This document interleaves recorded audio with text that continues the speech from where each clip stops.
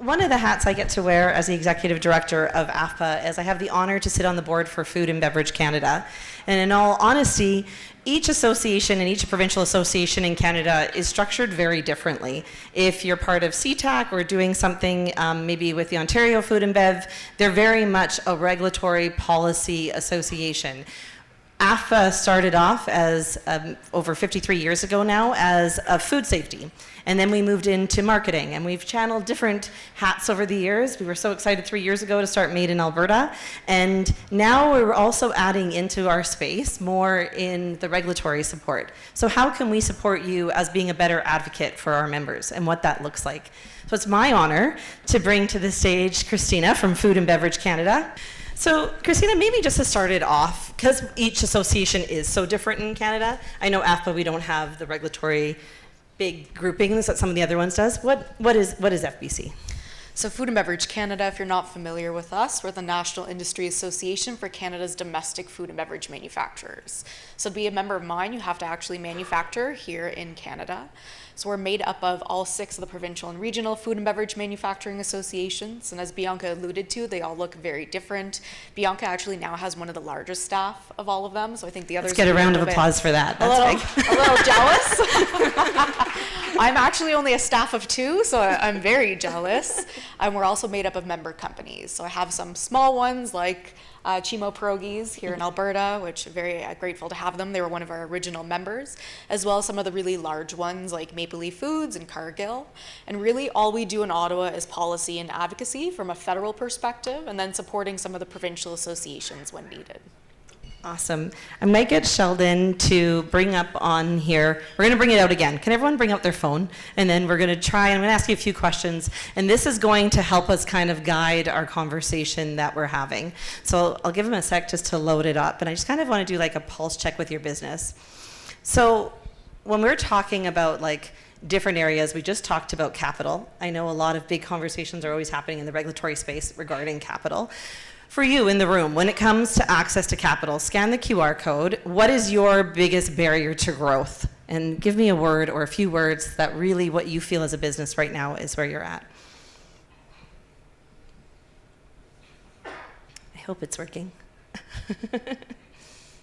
But when we're just trying to get the words up here, Kristina, for you, what do you, when companies come to you and they're saying, you know, the domestic processing fund, maybe we want to talk about that a little bit, but what does that look like? And what does access capital for Canadian companies look like? What are they coming to you with their main problems to be? I know here we see like red tape, we see knowledge.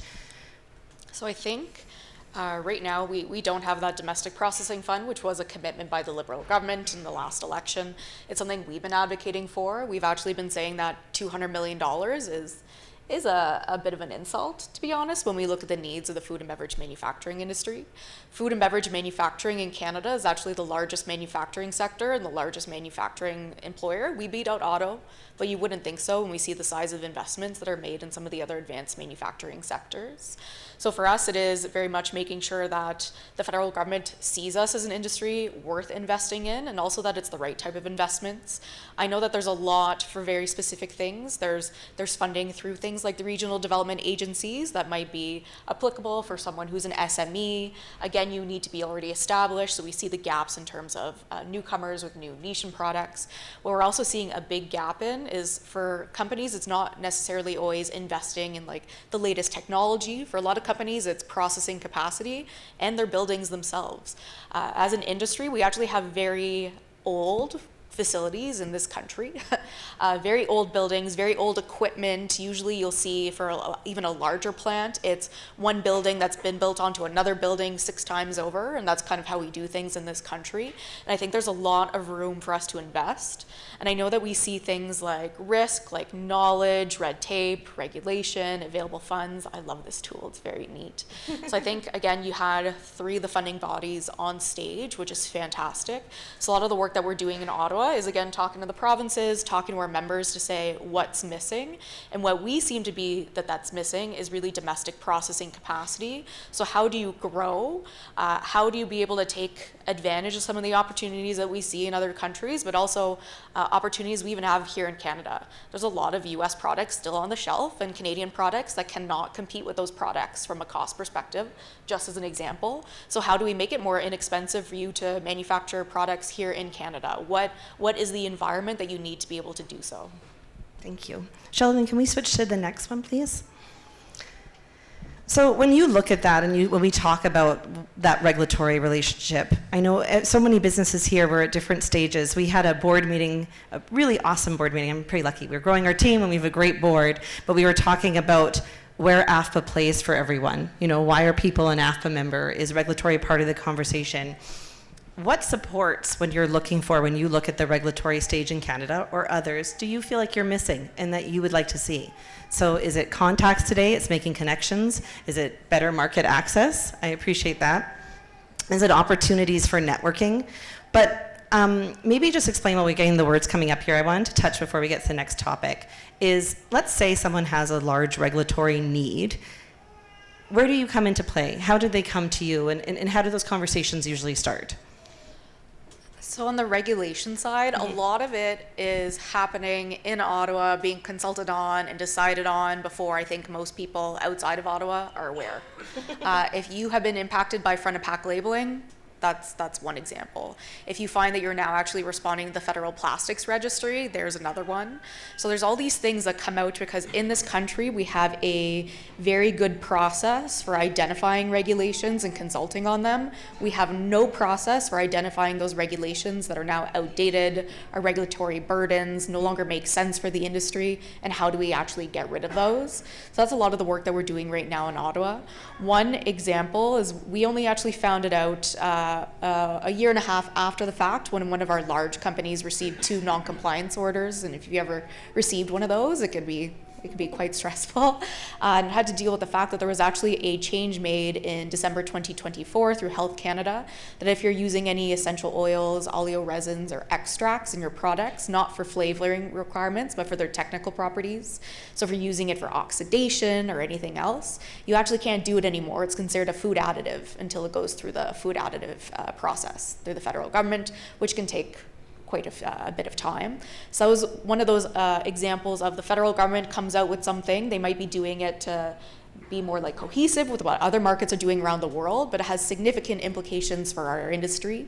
For some companies, it would actually be a bigger undertaking than front of pack labeling. So what we would do is take that issue, we collaborate with other product associations, like we reached out to the Baking Association, the Meat Council, some of those other groups to see, are we aligned? Are we hearing the same concerns from our companies on this right now? And how do we make sure that the federal government in this case, revokes those regulations with the competitiveness of food and beverage manufacturing in mind? I love that the biggest word is connections, and I think that's what we're hoping to do with your programs as well, having people's QR codes to reach out to them as well. So if you don't get an opportunity to talk to Kristina or you have a specific issue, I'd love to connect you after today or guide you along. I also encourage everyone to follow our newsletter that, you know, if it's front of packaging labeling or if it's me Googling rosemary extract at 2 o'clock in the morning to get you more information, we really want to connect those answers and provide it for all of you. Sheldon, can we go to the next one, please? So when you think about trade and tariffs, what's the first word that comes in mind to you? And when we talk about 2 o'clock in the morning, I feel like this has been a journey. Last year, I think when we sat down and talked, we called it whiplash season. I think this year we've seen a little bit more stability. However, there's still a lot of confusion and there's some questions coming out. So just when you look, what's the first words that come to mind for you and where do you see the direction right now? So uncertainty, and I'm glad someone put that in because we've been talking a lot about how capital requires certainty. Many companies, when you're doing your planning, you're not planning between now and next week. You're planning 1 year, 2 year, 5 years, 10 years out. And it's hard to do that with what's happening on CUSMA and the fact that we have our most important market, and there's no getting away from that market despite all the efforts we might make to diversify, who likes to go on Twitter and announce new things that then we all kind of scramble to wonder what it means, and then sometimes it ends up being that he can't do the things that he's talking about, or it's going to take time. So there's so much uncertainty right now for industry, and we recognize that. We've done a lot of Food and Beverage Canada on this. There was actually one of your member companies that we helped out with the HS code that people didn't realize that they could use to get remissions in terms of the process when they're undertaking it, because again, it is very confusing. This is a file that changes from week to week, unfortunately. So it takes a lot of time from our side to begin to understand what's happening and being able to articulate it out to government, but also to companies and our industry, our other provincial and regional associations as well. I really appreciate when companies come and share their experiences, their concerns with what's happening with the US, those products that they found that they actually cannot get from any other supplier. So earlier in the summer, we had to undertake a process of identifying through our companies what were the 400 or so HS codes that we could not find another supplier around the world. Other than the US, or if we could, it would have been too expensive, making it so that we're no longer able to kind of compete by costs, or it would have taken a really long time to get to us. And we had to submit that to the federal government so that they made sure that they didn't put on a counter tariff list. Like, that's the detail of some of these things that we're doing in terms of trade. So it's really helpful for us when we hear from companies and we get a bigger understanding of what are the concerns for you. Just an example, this upcoming Monday, I'm actually in a roundtable with Minister LeBlanc, who's doing the negotiations with the US, and also our new chief trade negotiator, Janice Charest. So we'll be bringing some of those things forward to them. I just want to touch on, before we move on, the detail and the need for that data and that need for that information. And I know everyone is so busy, and I can only imagine the amount of emails as small business owners you get on a daily basis. But if we can provide that code to then go back and say, this is the exact product that can't be included on this list. We cannot have this included for these different reasons, for the financial impact it gives you of a business.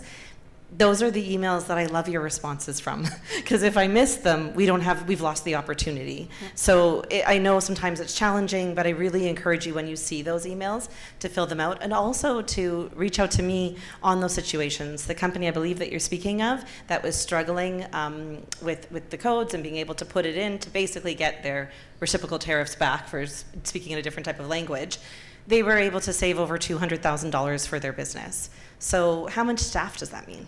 What kind of impact does that mean to just put in a new code and be able to save $200K as a small business here in Alberta?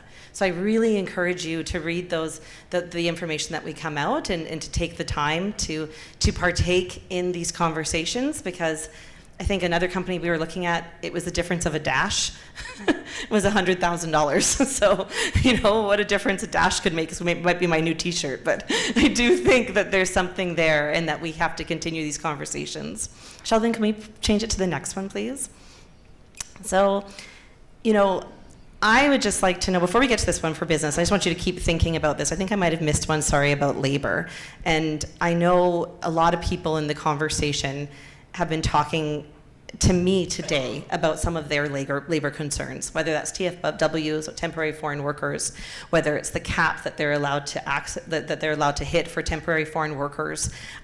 We do have careers here, so if you go back to the very back and they can give you a wave, another big conversation is we have an aging workforce. We have a workforce that's aging out, and how do we encourage youth to be part of this? They have an opportunity for you that's incredible with funding and chances, so I encourage you to sign up and swing by and really see how we can help youth be part of the conversation. But if we just go back to the beginning of this, let's start with TFWs. There's a lot of misinformation out there. What's the cap number right now, and what does that mean for small business that does employ temporary foreign workers? And feel free, if you want to talk about maybe some of people's, their expiring permits and what that means for companies. So if you currently employ temporary foreign workers for food and beverage manufacturing occupations, you enjoy the 20% cap. That is something we fought very hard for, in particular during the pandemic. We had a 6-month advocacy campaign with all the provinces and the product associations to get it raised from 10% to 30%, recognizing that our workforce was looking very different throughout the pandemic. We saw a lot of our workforce aging and being able to retire earlier and taking advantage of that because the pandemic hit. So we're now at that 20%. I'm happy to say that 20% seems to be staying. It seems to be status quo. But it's something that we continue to ask for. We think it needs to be 20% at minimum. It doesn't mean that companies need to be using the full 20% right now, but even if you find that for whatever reason you lose a part of your staff, you're looking to expand, your changes need, at least it gives you that flexibility. In terms of expiring work permits, that's the new thing that's, I think, alarming a bit on the labor file. You might actually have foreign workers working in your plants, not through the temporary foreign worker program, so you didn't need to apply for LMIA, but who are there in the country working at your plants through an open work permit. So they either came in as it might have been a refugee, they came in as a spouse for 10, 20 other reasons, and those work permits are expiring, and we have no mechanism in this country to keep them here. So we are seeing some of our larger companies, even in places like Ontario, where 20% of their workforce is made up of these foreign workers who will soon have to go home, and there's no replacement for them, despite the fact that as a company you might have been investing in upskilling and making sure that they can be able to contribute to your communities and also your workforce. The federal government did announce a one-time measure in this past budget of transitioning 33,000 foreign workers in the country who are here on temporary reasons to permanent residency, but we're waiting to hear exactly what that means and who they will prioritize. We do have a bit of a problem in this country, at least federally, in prioritizing what we consider to be certain type of workers, not necessarily those working on our production floors, which is a problem. So that's something that we're continuing to advocate for, that those 33,000 spots prioritize food and beverage manufacturing, prioritize the people actually making food in this country, not making vehicles or batteries or anything else, and giving us a bit more certainty. The fact that this announcement was made back in when the federal budget was in the fall, and we still don't have details on it, and we're almost midway through 2026. When we talked about uncertainty earlier in one of these slides, that's adding to it, not knowing if your workers are going to be able to stay. For you, when we pivot now to I'm asking everyone in this room, what does success look like for them for the next 2-3 years? When you look at the 2-3 year plan for Food and Beverage Canada, what do you think success looks like for you as an association? One, of course, members. I got you there, if that's what you feel like. But for you as an association, what are the issues or things that are happening right now in Ottawa that have you most excited, or that you're hoping that will be resolved within the next 3 years? For me, it's success for the industry. As I mentioned before, largest manufacturing industry, largest manufacturing employer, but you certainly wouldn't feel like it if you follow some of the announcements. We did have Prime Minister Carney, when he did his Davos speech, there was that famous line now that as a country you need to be able to feed and fuel yourself, which I think is good. We finally made it. We're talking about food. I thought that the pandemic would have been the thing that all kind of woke us up. It did for a little bit. That's kind of gone away now. So me, it's really that this industry begins to get the attention and support it needs from a federal perspective, although we support the provinces in doing some of their own work there. One of the interesting nuances we see in all of this is food and beverage manufacturing. We're actually located in agriculture and agri-food Canada, but we're secondary to primary ag despite our economic significance. And we're actually considered manufacturing, but we don't have a home in innovation, science, and economic development Canada like the other manufacturing sectors. You're still in the title. We're not in the title in Alberta anymore. Not in the title. That's my number one pet peeve, and is that we've switched, we pivoted in Alberta to be agriculture and irrigation, and we've lost the agri-food name. Food part of it, which is so essential, because one of our board members made a cute joke to the Deputy Minister of Ag one time. He said, Deputy, what do you get when you have chickens but you don't have local processing capacity? And he said, I don't know what. And it's you have pets. You have pet chickens. You do not have food. And I think it's a cute way of putting it, but I think we all sort of need to have this moment where we understand that we are making food. We shouldn't need to be continuously reminding the government and decision makers of the public benefit of making food. And at the end of the day, everyone needs to eat. And that we should be met with the same investment opportunities and also support that other industries get at the same time. I think there are some exciting things happening from this. We didn't get the domestic processing fund, but we did get a $500 million carve out from the Strategic Response Fund through ISED. That's something that a lot of companies aren't aware of. It is for very big projects, but we're working on the thresholds as well. There's actually going to be a national food security strategy coming out from the federal government, and it's not just looking at food security from a social policy lens, it's looking at domestic processing capacity. So how can we increase that capacity at scale, making sure that our smaller companies are supported as well, because you fill out such an important role in our food economy and what that support should look like. Amazing. I'm going to give Megan the microphone to go around. If anyone has any questions, please put up your hand. So when we look right now, and I think that we kind of glossed over it a little bit before, and I did have a few people ask me in the room before, so I'm just going to go back to it. When we talk about this extract and maybe challenges people are having, can you give me an example, like no company names, but of like maybe a way that it could be used in their product, and then why the steps being taken place? Like what did they have to do now if they should be using this extract? So one example is we actually have a company out in Quebec, a very small company, who does spice mixes. And they realize that for their spice mixes, for the packages, they might actually, let's say, use turmeric powder or an extract, not for color, not for taste, but for oxidation to keep it on the shelf. And they've realized that they would actually have to relabel every single one of their products if this change isn't revoked. So again, bigger than front of pack labeling, and this isn't a company who's putting products on the shelf, this is a company who provides ingredients to other companies. So think about the impact on those other companies in terms of their packaging down the line. So for us, it was helpful that when we put out the call, and we put it out to the provincial and regional associations to say, are you hearing this from your other companies? Can you canvass your members to see if they're using these extracts for their technical properties as well? And it goes as far as if you're using bakeware in an industrial setting actually has a film on it, I guess, that includes these extracts. So it applied to you too. So even getting that information so that in Ottawa, we can articulate, here's the impact on small, medium, and large companies across the country.